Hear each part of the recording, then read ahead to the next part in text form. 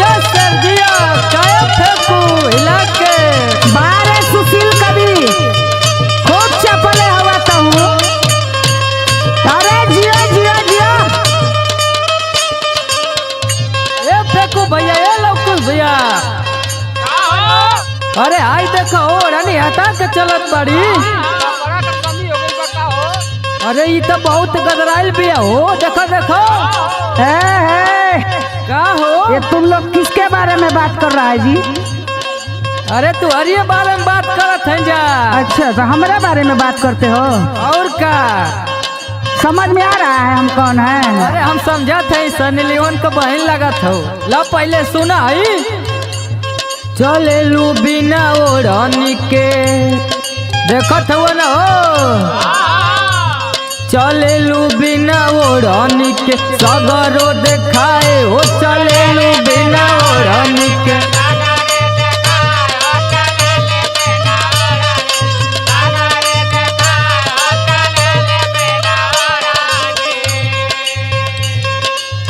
लइका बुढ़वन का जीव ललचाए हो। लइका बुढ़वन का जीव ललचाए हो। चले लू बिना ओढ़नी के सगरो देखाए हो। चले लू बिना ओढ़नी के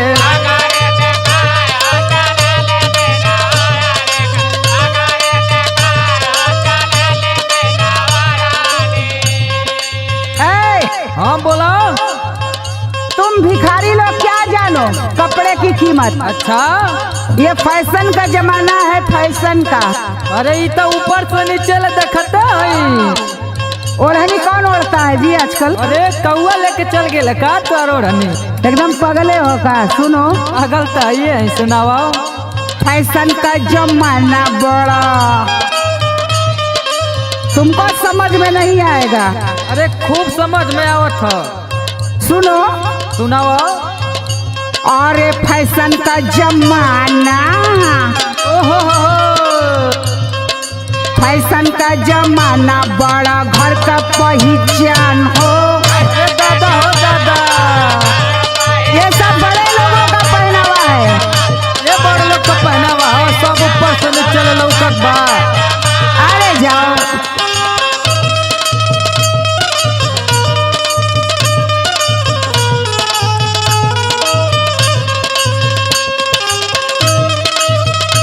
यो फेंको दियो बार सुबह।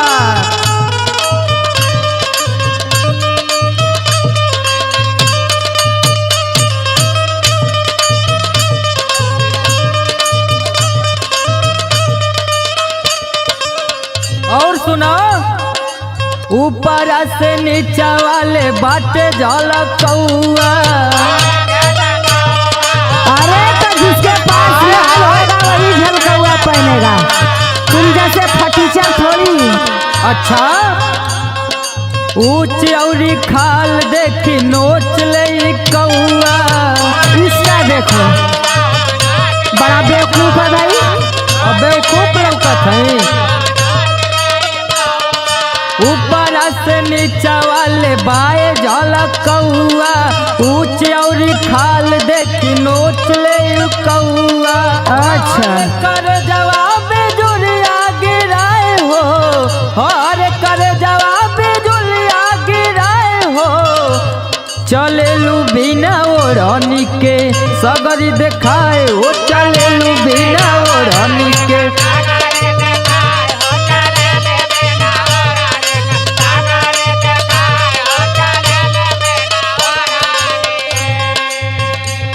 सुना सुनावा। बहुत सहूर से हो जा। और तो हमारे अंदर कूट कूट के भरल बा। तू सहूर से तनी रह। अरे तुम लोग एकदम फटीचर आदमी हो क्या जी? अब तो फटीचरे दिखाई देवे के। तुम लोग फटा फटा पैंट पहनते हो हाँ तो कहते हो ये तो डैमेज हो। तो कहते हो कि ये डैमेज है। और हम लोग पहनते हैं तो तुम लोगों को गलत समझ में आता है। पूरा गलत है। सुनो सुनो सुनाओ। अब से संभरी जा तू बोला जॉनी बोली। अरे फुटवा दे फुटवा दे। जौन करे तो ही कर लियो।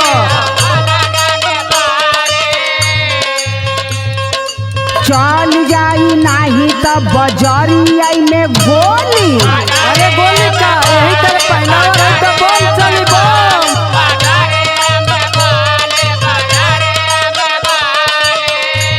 सुनो, सुनाओ।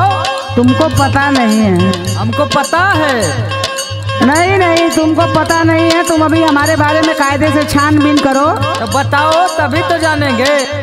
जाओ, चले जाओ मनोज जी के यहाँ, अच्छा। उनके स्टूडियो पर, और उनके लड़के राज से भी मेरे बारे में पूछना है।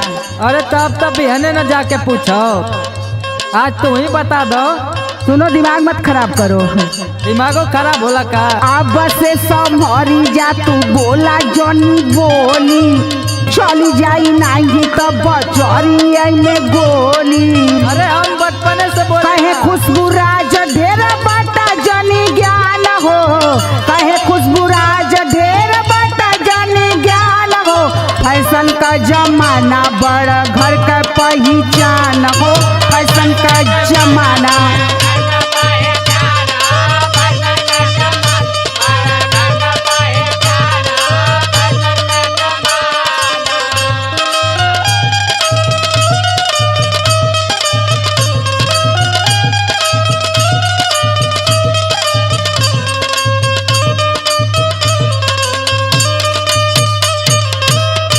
अरे सब समझ आवत हमके।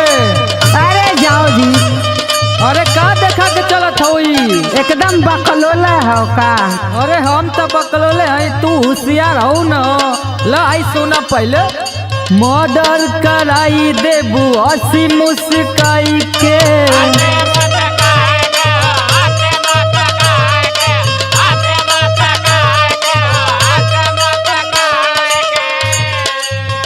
सुभाष लगत है मानी ना लइका। का सुबास कली हमारा तोहके पता ना है। पता है हमके मारा बन के एक फाइट गिर जाए। इतना चास जोती है ना।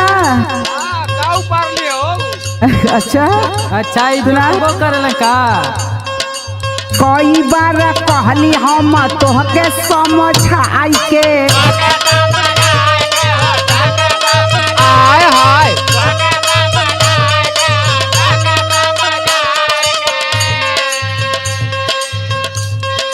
मर्डर कराई देबू हंसी मुस्काई के। कई बार कहली हम तोहके समझाई के। और ही सुना, और सुनाओ न।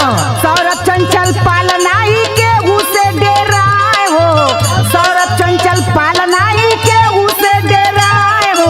फैशन का जमाना, फैशन का जमाना बड़ा घर का पहचान हो।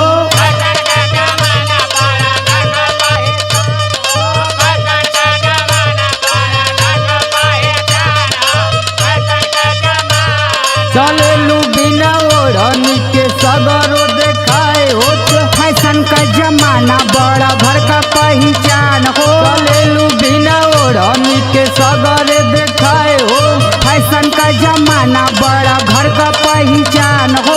चलेलू बिना ओढ़नी के सगरो देखाए हो। फैशन का जमाना बड़ा घर का पहचान हो। चला ठीक है, तो और फैशन है तो हमारा कोनो फैशन है।